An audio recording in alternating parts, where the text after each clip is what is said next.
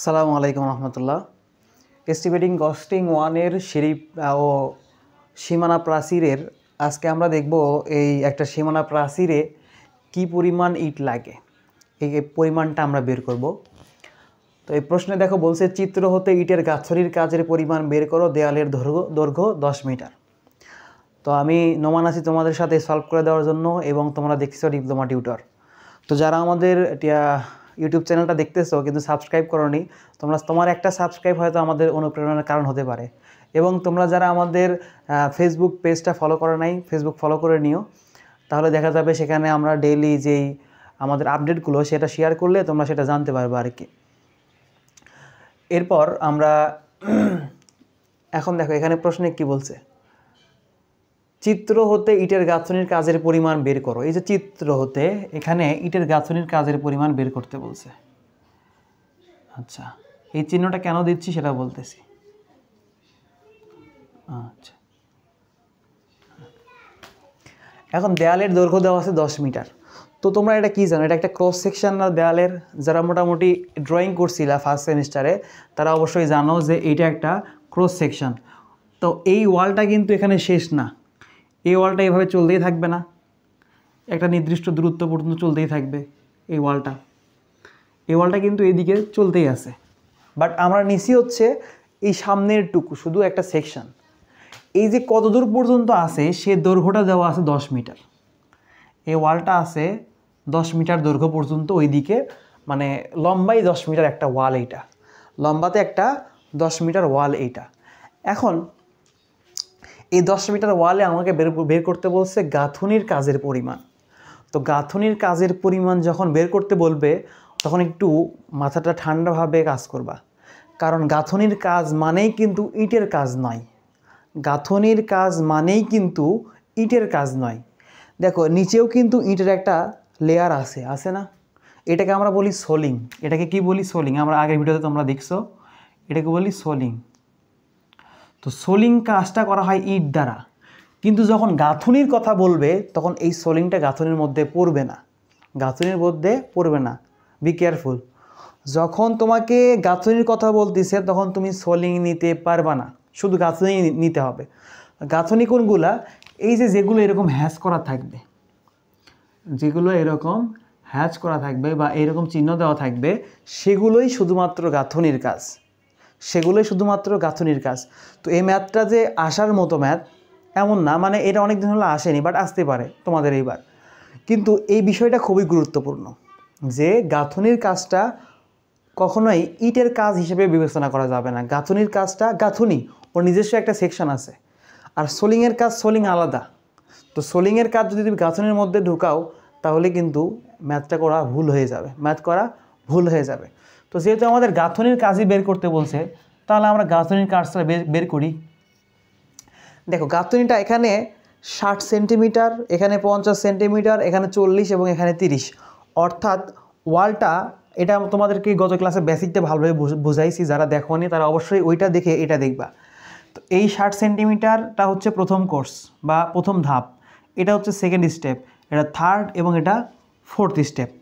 তো এটাকে আমরা প্রথম, দ্বিতীয়, তৃতীয়, চতুর্থ ধাপ হিসেবেই উল্লেখ করি। দেখো প্রথম ধাপে কাজের পরিমাণ।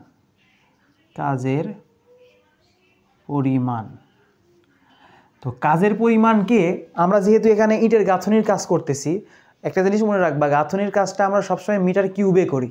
তো মিটার কিউবে যখন করবা তখন কি গুণ করতে হবে? দৈর্ঘ্য গুণন প্রস্থ গুণন উচ্চতা, দৈর্ঘ্য, প্রস্থ এবং উচ্চতা। তো এই ওয়ালের দৈর্ঘ্য দেওয়া আছে কত মিটার? 10 মিটার। তো এই 60-এর জন্যও 10, 50-এর জন্যও 10, 40-এর জন্যও 10, 30-এর জন্যও 10। এখান থেকে শুরু হয়ে 10 মিটার পর্যন্তই কিন্তু এই চারটা ধাপে আছে। এজন্য এই প্রথম ধাপে এল এর মান 10। এই যে বির মান, বির মানটা শুধু চেঞ্জ হবে সব ক্ষেত্রে, এবং হাইটের মানটা, ও সবগুলো হাইট আমি এখানে দেইনি, এগুলো হবে, এটা হবে 40, এটাও 40 সেন্টিমিটার, এইটা 20 সেন্টিমিটার এবং এইটা 20 সেন্টিমিটার। বাকিগুলোর মানও কিন্তু দেওয়া থাকবে, কিন্তু তোমাকে এগুলো বের করতে হবে না। এটা 10 সেন্টিমিটার, এটাও 10 সেন্টিমিটার। এই মানগুলো কিন্তু দেওয়া থাকবে, কিন্তু এগুলো কিন্তু তোমার প্রয়োজন নাই, তোমাকে কনফিউজ করার জন্য দিচ্ছে, ঠিক আছে। তো প্রথম ধাপের কাজের পরিমাণ যখন বের করতেছি এল ইন্টু বির মান কত 60 সেন্টিমিটার। তো এটা কিন্তু প্রস্থ, এই ফার্স্ট কোর্সের প্রস্থ হচ্ছে 60 সেন্টিমিটার। তো 60 সেন্টিমিটারকে যদি তুমি মিটারে কনভার্ট করতে যাও 100 দ্বারা ভাগ করো, তাহলে কত হবে 0.6 মিটার। তাহলে এখানে বসাইলাম 0.6 ইন্টু হাইট এখানে কত দেওয়া আছে 20 সেন্টিমিটার হবে, 20 সেন্টিমিটার। তাহলে 20 সেন্টিমিটার 0.2, এখানে যেই মানটা আসবে সেটা এখানে লিখবা। এই মানটা আসবে 1.20 মিটার কিউব, 1.20 মিটার কিউব। এরপর একইভাবে দ্বিতীয় ধাপ, তৃতীয় ধাপ এবং চতুর্থ, কয়টা ধাপ আছে 1টা 2টা 3টা 4টা। তাহলে দ্বিতীয় ধাপে কাজের পরিমাণ এই তো, এখন গুণ করো।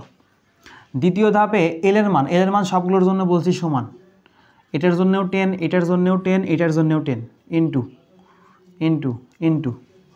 আচ্ছা, দ্বিতীয় ধাপের জন্য বি এর মান কত 50 সেন্টিমিটার, তার মানে 0.5 মিটার। তৃতীয় ধাপের জন্য 40 সেন্টিমিটার, তার মানে 0.4 মিটার। চতুর্থ ধাপের জন্য 30 সেন্টিমিটার, মানে 0.3 ইন্টু এইচ। এটার জন্য এইচ এর মান, দ্বিতীয় ধাপের জন্য এইচ এর মান 0.2, তৃতীয়র জন্য 0.4, চতুর্থর জন্য 1.5। 1.5 কেন, 150 সেন্টিমিটারকে যদি মিটার করো তাহলে 1.5 মিটার হবে। তাহলে এই মানগুলো এখানে লিখি, কত কত হয় দেখি। একটা হবে 1 মিটার কিউব, এইটা হবে 1.50 মিটার কিউব, এবং এইটা লাস্টেরটা হবে হচ্ছে 4.50 মিটার কিউব। এখন সবগুলো যোগ করো, এই সবগুলো যোগ করো, মোট কাজের পরিমাণ, মোট কাজের পরিমাণ সবগুলো যদি আমি যোগ করি তাহলে মানটা দাঁড়াবে 8.30 মিটার কিউব। তাহলে মোট কাজের পরিমাণ বের হয়ে আসছে। তা আমরা প্রথম অধ্যায়ে দেখছিলাম যে 1 মিটার কিউবে ইট লাগে 410টি, 1 মিটার কিউবে ইট লাগে 410টি।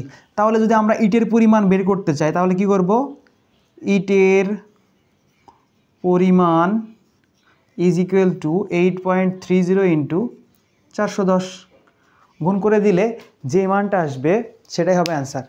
ক্যালকুলেটর যে কই রাখছি, আচ্ছা ক্যালকুলেটর পাচ্ছি না, তোমরা এইটা গুণ করে 8.30 ইন্টু 410 যদি গুণ করে যে অ্যান্সারটা আসবে সেটা এখানে লিখে দিয়ে অ্যান্সার লিখে দিবা, অ্যান্সার লিখে দিবা। যদি ইটের পরিমাণ চাই, এখানে কিন্তু ইটের পরিমাণ চাই নাই, বলছে কি চিত্র হতে ইটের গাঁথনির কাজের পরিমাণ বের করো, অর্থাৎ তোমার অ্যান্সার এখানেই শেষ।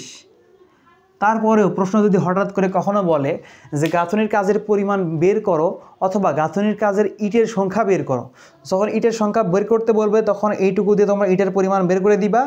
আর যদি ইটের সংখ্যা বের করতে না বলে, যেমন এই ম্যাথটাতে কিন্তু ইটের সংখ্যা বের করতে বলেনি, তার মানে যেহেতু কাজের পরিমাণ বের করতে বলছে এই জন্য মোট কাজের পরিমাণ কত 8.30 মিটার কিউব।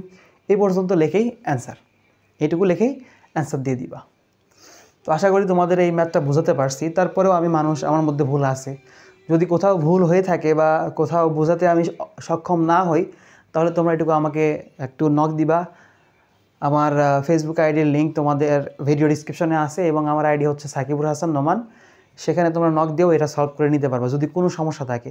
বা এই অধ্যায়ে একটা ম্যাথ করে দিলাম, অন্য ম্যাথ করতে যেয়ে তুমি আটকায় যাচ্ছ, তখন আমাকে নক দিলে আমি ইনশাল্লাহ সেটা সলভ করে দিব। অথবা আমাদের হোয়াটসঅ্যাপ নাম্বার দেওয়া আছে স্ক্রিনে, এই হোয়াটসঅ্যাপ নাম্বারে তোমরা মেসেজ দিলেও ওখান থেকে সলভ করে নিতে পারবা।